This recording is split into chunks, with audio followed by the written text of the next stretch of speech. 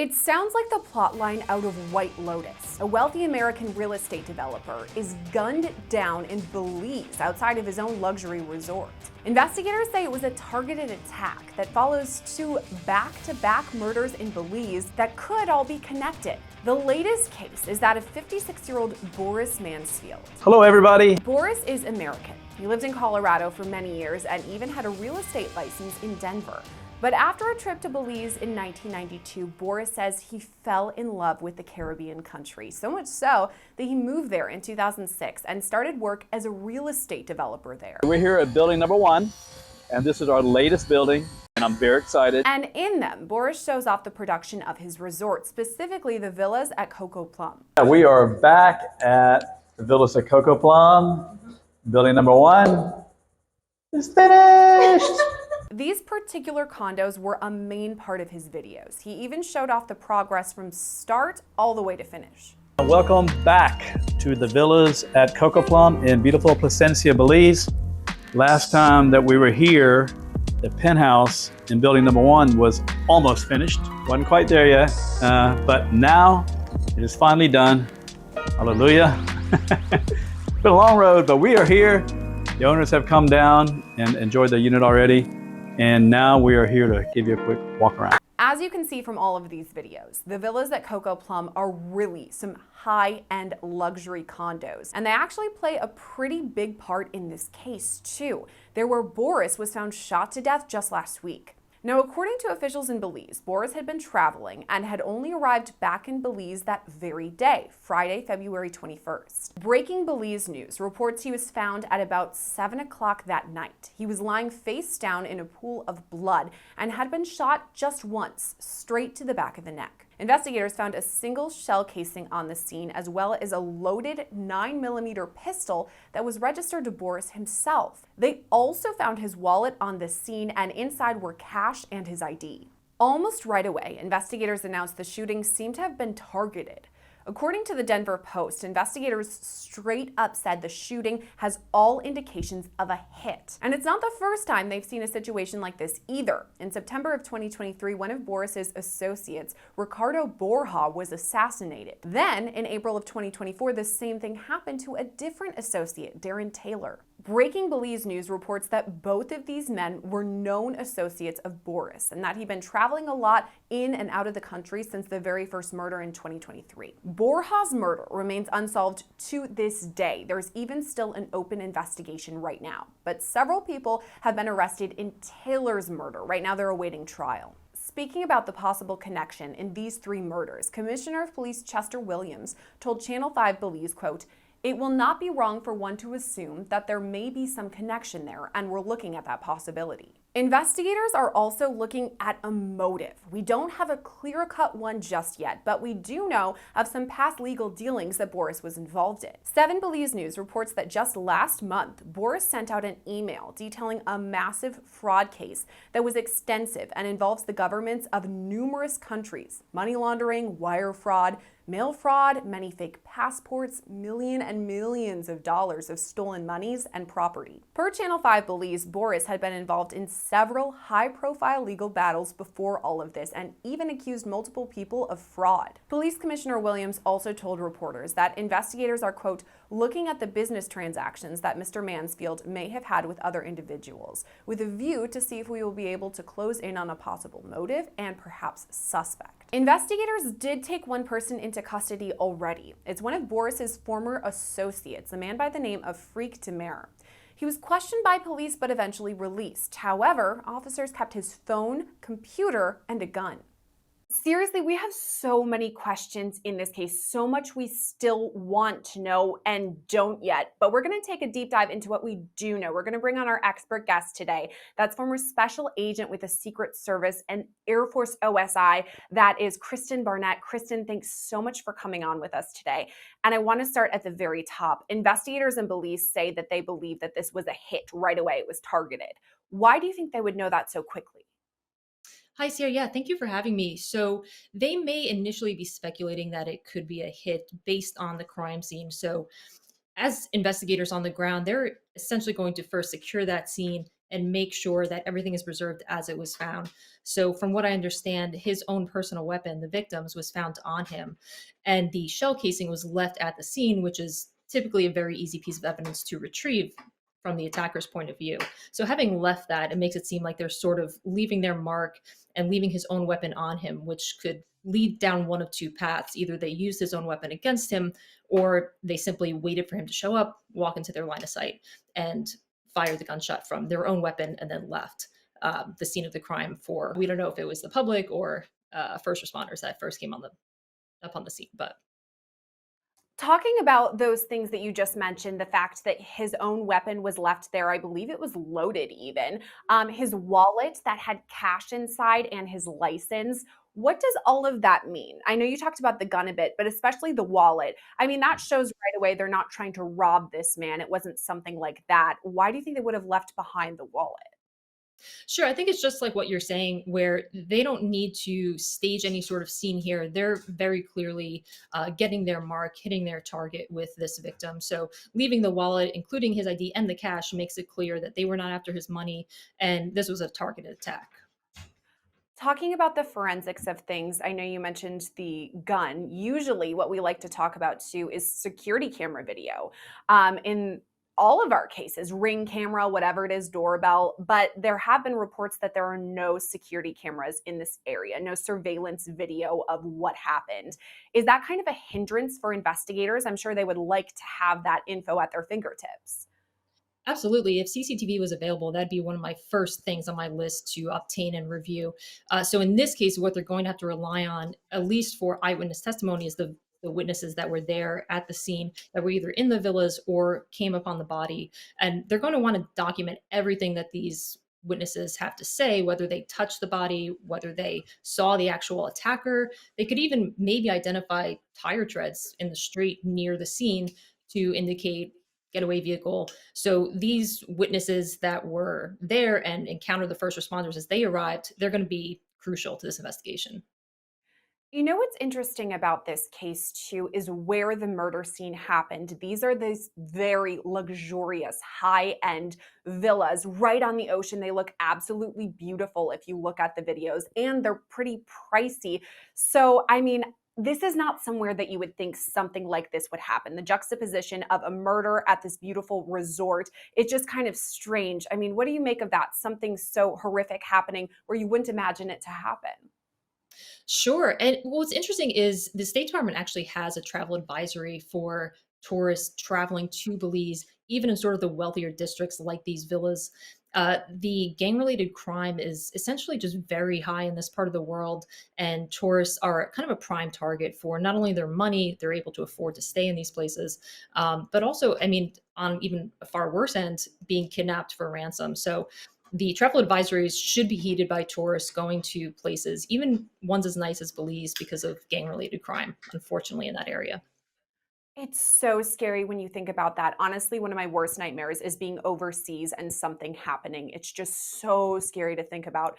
I'm wondering though about the fact that he was an American. Would the US Embassy somehow be involved in all of this?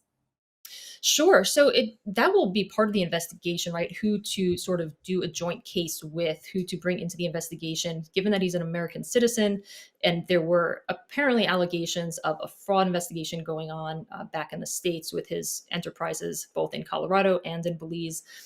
Interpol may be called in, even Secret Service in terms of wire fraud investigations if it leads down that path.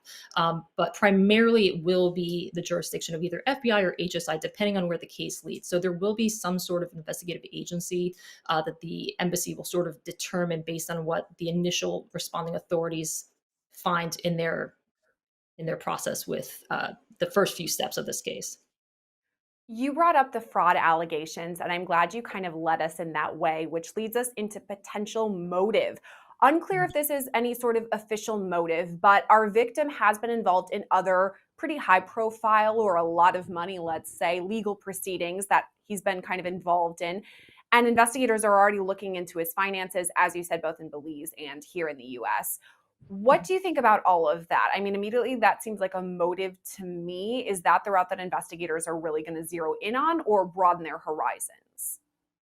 Sure, that'll be probably a key point of their investigation. So, motive is everything. When they do have a person of interest, which I think they have identified in this case based on prior alleged homicides of two former associates of the victims, once they establish that probable cause to arrest that person of interest, if it is where their case leads them, they're going to want to build rapport with him and find the motive there, because their end goal is not going to be just a confession. It's going to be what the motivation was for committing this attack.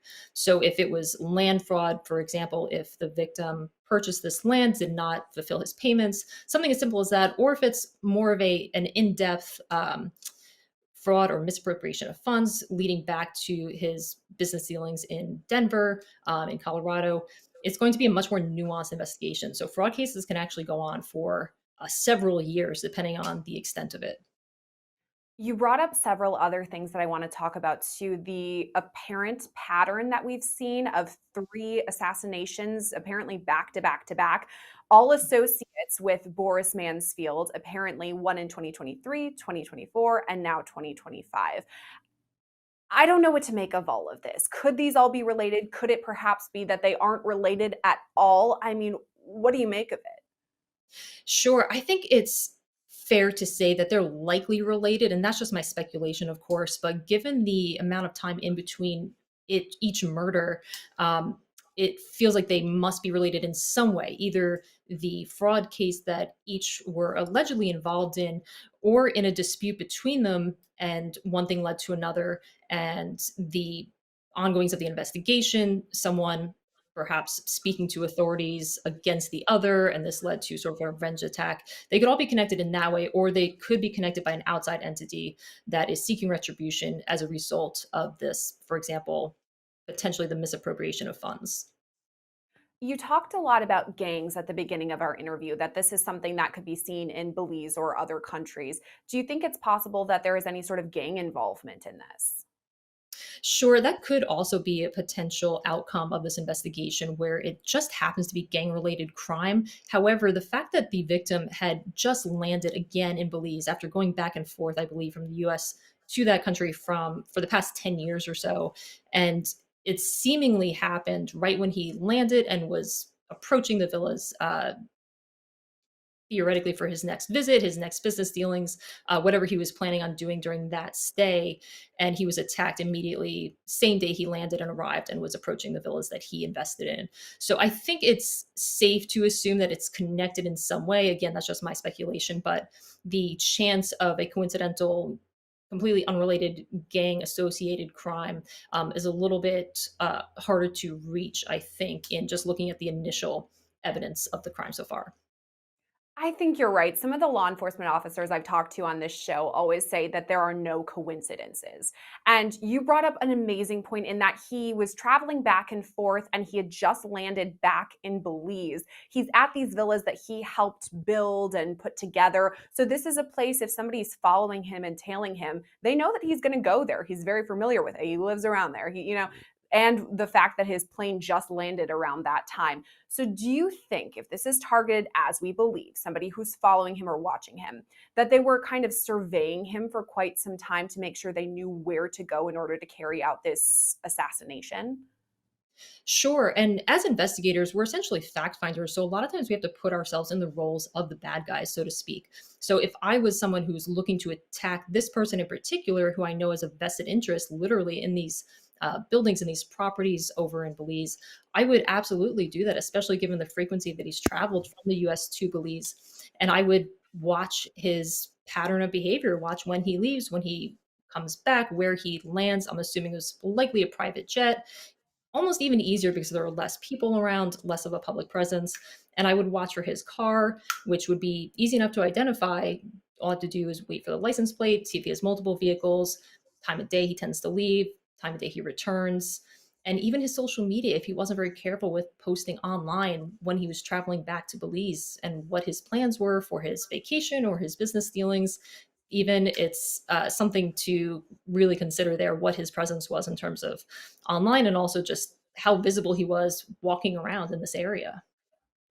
I know that investigators had taken someone into custody too. It was a different associate who also worked in the real estate scene there in Belize. And according to some reports I saw just before we hopped on this interview, they spoke with him, interviewed him, and then he has now been released. They did, however, according to reports down in Belize, police kept his cell phone, his computer, and I believe his gun, a firearm. What do you make of all of that? The fact that they let him go, so they perhaps didn't have enough to charge him, but they're still looking through really important things like his computer and cell phone. Sure. So what they're doing is they're going to first obtain a subpoena for that cell phone. So with the plain view doctrine, they can seize that phone physically, but to access the data inside, they do need a subpoena. So what they're doing is basically building towards probable cause. It sounds like they're gathering evidence for this person of interest, and they're essentially building their case to see if the pieces fit together for him to be their subject. So on that phone, there's going to be call logs, text, emails, and that'll paint a picture of not only potentially the victim's last 72 hours, but this person's last 72 hours, and if they interplay, and what was going on between the two of them, if anything, that can lead them to that sort of that goal of probable cause. Because at that point, they can obtain a search warrant for even further for his residence, whatever else they haven't been able to get yet, and also an arrest warrant at some point as well. And from there, they can then do their subject interview. And from there, that's typically where the pieces will come together if he is their person. It seems like, based on the information we have from the reporting out of Belize, they are kind of following that timetable of speaking with him. And then, as you said, getting a subpoena, a warrant. So we'll have to keep following it and see where it leads. My last question for you is, where do you think it's going to lead? The investigation moving forward, what are the next steps for those down in Belize? Absolutely. Next steps will be, like we were talking about, with looking at the evidence as they're collecting it, conducting the analysis of any DNA found at the scene. That's really going to lead them in one direction or another. And then going through those steps of accessing that data, that's probably the next crucial thing that they're going to do, is obtain those subpoenas, get those search warrants done, and process what they're able to uncover. And from there, it will lead them down a path of possibly multiple persons of interest. And that will come from their interviews that they're also able to conduct with these witnesses.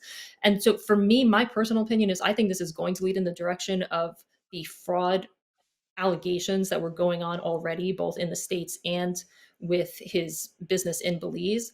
Because having done fraud cases myself, that's typically the as nuanced and tedious as those investigations can sometimes be, that's typically where the big criminal activity is. So if he committed wire fraud, that is a huge charge to be facing. And so a lot of falling out can come from that. There's a lot of different directions that this case can go, and still a very curious one, though, that we'll continue to follow and see what happens.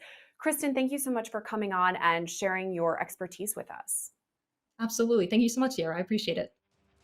At the time of this recording, there's still an active investigation into the murder of Boris Mannsfeld. Reporting for Law and Crime, I'm Sierra Gillespie.